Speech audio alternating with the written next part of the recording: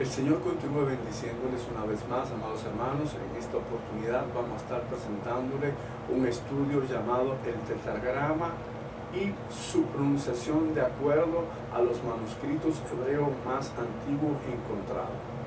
Esperemos que este estudio les sea de bendición en el nombre de Yeshua, nuestro Mashiach. Amén. Empecemos, amados hermanos. Para las personas que estudiamos las escrituras desde una perspectiva escritural, sin los dogmas de los hombres, el resultado es una sana doctrina, fundamentándose únicamente en las enseñanzas y dichos de Yeshua y la iluminación del Espíritu Santo. Estamos estudiando las escrituras apegándonos únicamente a cada una de las líneas de las escrituras para no caer en interpretaciones particulares o privadas de la misma escritura. Entonces, apegándonos a ese mismo principio, vamos a estar presentándole este apasionante estudio. En las escrituras no existen los nombres de Dios, sino los títulos divinos que se le dan a Dios. Lo que conocemos como los nombres de Dios en la teología es el hecho de que en ocasiones Dios fue llamado de una u otra manera porque favoreció, intervino o actuó a favor del hombre en un momento determinado. Entonces, vamos a estar viendo a través de este estudio que no son los nombres de Dios, sino el nombre de Dios, y vamos a ver quién es en realidad quien testifica que Dios tiene un solo nombre, si es la teología que dice que Dios tiene un solo nombre, o si es Dios a través de la misma Biblia que establece que es un solo nombre.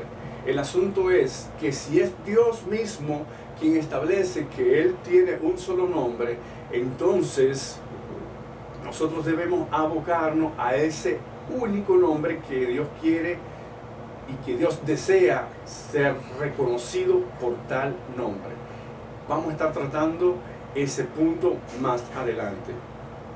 Entonces, son estas cuatro letras transliteradas, disculpen, como YHWH, que según algunos teólogos cristianos no se puede pronunciar porque en el idioma hebreo no hay vocales, e incluso que los judíos no sabían cómo pronunciar el nombre.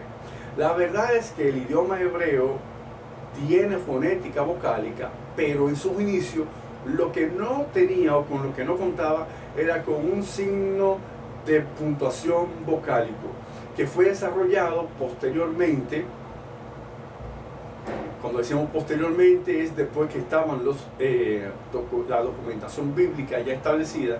Fue desarrollada por los masoretas, quienes, valga la redundancia, desarrollaron el sistema de signos vocálicos hebreos para preservar la pronunciación de nada más y nada menos la inspiración divina de Dios, las escrituras. Entonces, los textos del Tanakh, es decir, la Biblia del Antiguo Testamento, como es llamada en el hebreo el Tanakh, mayormente fue escrita en hebreo con algunas porciones en arameo. Entonces, la teología greco-romana, al igual que los rabinos, incurrieron en un tremendo error que resultó en un problema generacional, que por su misericordia Dios ha actuado, pero ahora que estamos teniendo el conocimiento, debemos llamar, actuar o obedecer las escrituras tal cual la información verídica no esté llegando a nosotros. Y eso es lo que vamos a estar haciendo hoy. Vamos a estar saliendo del error rabínico y del error greco-romano que se desarrolló siglos atrás. Entonces los rabinos ocultaron el nombre, pero los teólogos greco-romanos no ocultaron el nombre, sino que llamaron a Dios por otros nombres que son títulos de Dios. Entonces, vamos a ver un ejemplo en Mateo 23:39 con relación a este punto de acá. ¿Qué dice Mateo 23:39? Porque les digo que no me verán hasta que digan, bendito el que viene en el nombre del Señor. Para muchos de nosotros este versículo no tiene nada que nos pueda sacar de casillas, sino que encontramos que este versículo es tal cual como se ve ahí, pero la realidad no es esa. Sino que cuando vemos la Escritura y analizamos el Tanaj, analizamos el Antiguo Testamento, nos encontramos que Yeshua está citando el Salmo 118:26. Entonces, ¿por qué traemos este versículo? Porque precisamente en este versículo de Mateo se sustituye el nombre que aparece en nuestras Biblias, la transliteración Jehová, que es el nombre que conocemos hasta los momentos de Dios. Entonces se sustituye el nombre de Dios, es decir, el nombre de Jehová, por un título griego traducido al español como Señor, como en el caso de Kyrios, que se traduce como Señor.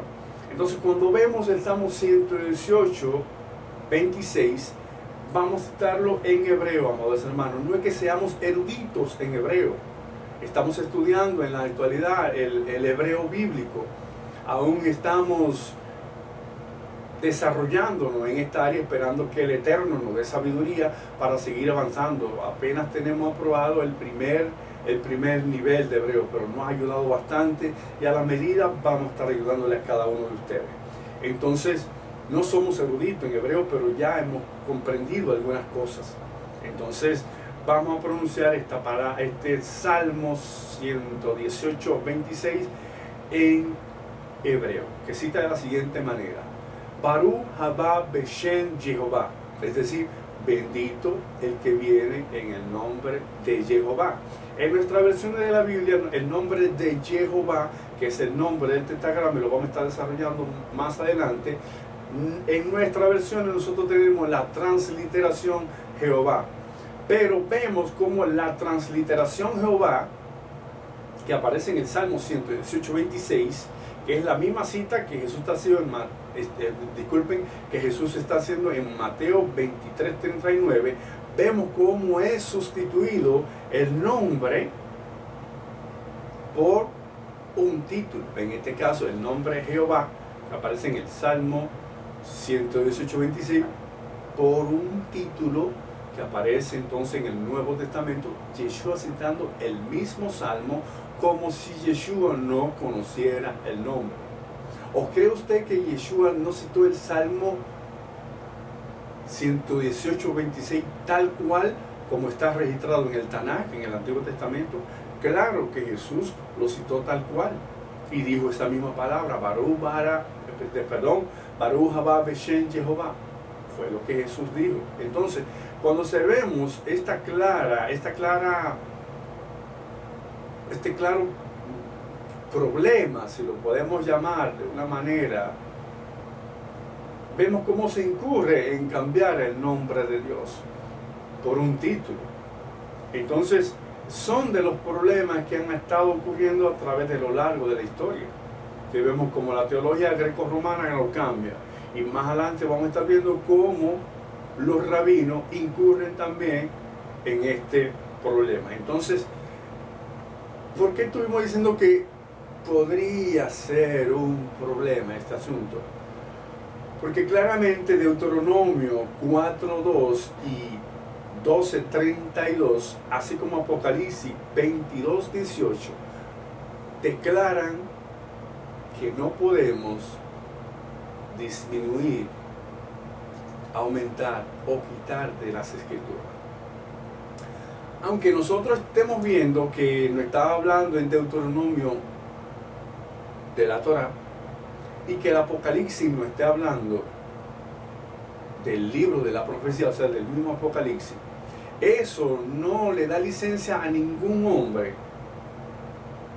para cambiar, sustraer o añadir a las Escrituras una sola palabra. Eso está prohibido por las Escrituras. Entonces, sabiendo que la teología con relación al canon. El canon son los distintos libros establecidos, tanto en el Antiguo Testamento como en el Nuevo Testamento. Entonces, la teología nos ha enseñado a nosotros, disculpen, que el canon, tanto del Antiguo Testamento y del Nuevo Testamento, están completos. Entonces, como tanto uno como el otro están completos, no hay necesidad de que el hombre meta su mano en las Escrituras, porque ya lo que Dios quiso que estuviese como revelación ya está para nosotros.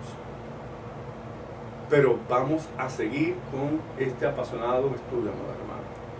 Entonces, algunos nos sorprendemos con declaraciones como esta, cuando Jesús dice en Juan 17:6, y es Jesús orando al Padre: he manifestado a los hombres del mundo que me diste tu nombre. Estamos haciendo una paráfrasis de este versículo, porque la parte que Jesús dice iniciando el versículo es que le he manifestado a ellos tu nombre, lo podemos ver como he dado a conocer a ellos tu nombre. Entonces, los discípulos, Yeshua, es decir, Jesús conocía el nombre, los discípulos conocían el nombre, pero qué dato tan curioso, que Jesús conociendo el nombre, los discípulos también conociendo el nombre, en todo el Nuevo Testamento el nombre transliterado como Jehová no aparece una sola vez. Si usted tiene un teléfono inteligente o una tablet, y en su teléfono o tablet usted tiene una aplicación de la Biblia, usted puede poner por búsqueda de palabras específicas y usted pone Jehová en el Nuevo Testamento y el nombre no va a aparecer, le va a decir 0 resultados. Pero si usted busca en una Biblia de estudio la concordancia y busca Jehová con mucho detenimiento, usted va a encontrar que Jehová va a aparecer bastantes veces en el Antiguo Testamento, pero no va a aparecer una sola vez en todo el Nuevo Testamento. ¿Por qué no aparece el nombre de Dios en todo el Nuevo Testamento? Simplemente porque el nombre de Dios fue sustituido por un título griego llamado Kyrios, Señor, o por otro título griego llamado Theos, Dios. Entonces vemos cómo se incurrió por parte de la iglesia no judía en cambiar el nombre de Dios por títulos, así como los hebreos le pusieron y le dieron el nombre de título de Adonai, Hashem, entre otros nombres. Entonces, bajo ninguna circunstancia los apóstoles desobedecieron una instrucción directa de Jesús, porque ellos sabían las consecuencias de esto. ¿Cuáles son las consecuencias de esto? Esa consecuencia nosotros la podemos encontrar en Deuteronomio 18, del 18 al 19. Y es el mismo Jehová, el mismo Dios, hablando a Moisés. Y Dios le dice a Moisés lo siguiente: profeta les levantará de en medio de sus hermanos como tú. Pondré mis palabras en su boca y hablará todo lo que yo le mandare. Mas a cualquiera que no oyere mis palabras, que él hablará en mi nombre, yo le pediré cuenta. O sea, que un discípulo de Yeshua, uno de los apóstoles, que se encuentre diciendo algo que Jesús no dijo, algo que no fue enseñado por Moisés en la Torá, queda automáticamente descartado como apóstol, y peor todavía, que queda en desobediencia con Jesús por lo anteriormente leído en Deuteronomio. Entonces, bajo ninguna circunstancia los discípulos dejaron de pronunciar el nombre, sino que siguieron pronunciando el nombre. Entonces, ¿qué no heredamos nosotros en nuestras traducciones? Los títulos de Dios y los títulos de Señor, para sustituir el nombre de Jehová, que a su vez es una transliteración del nombre original Jehová, y lo vamos a estar estudiando más adelante. Entonces, esta pregunta que nosotros encontramos en los evangelios, específicamente en Juan 1:21, ¿eres tú el profeta? Le están preguntando nada más y nada menos que a Juan el Bautista, y vemos esta pregunta: ¿eres tú el profeta? Entonces, cuando vemos la pregunta, ¿eres tú el profeta?, están queriendo que Juan el Bautista se identifique con relación a quién él es, si es Elías, si es un profeta antiguo, si es el Mesías que tiene que venir. Pero la pregunta, ¿eres tú el profeta?, hace una relación directa con relación a lo que estuvimos leyendo anteriormente de Deuteronomio. Porque Juan ciertamente era profeta, pero no era el profeta. El término el profeta se refiere al profeta que iba a ser levantado de su pueblo, profetizado en la Torá por Moisés, en lo anteriormente visto. Entonces, el profeta, nada más y nada menos, es el Mesías. Entonces, el nombre aparece escrito en hebreo aproximadamente 6.827 veces en el Tanaj. Cosa que no sucede en el Nuevo Testamento, porque el nombre no aparece una sola vez. Entonces, vamos a estar viendo otro caso de esto en la profecía de Joel. Vamos a ver qué dice el profeta Joel en las Escrituras, específicamente el 2:32.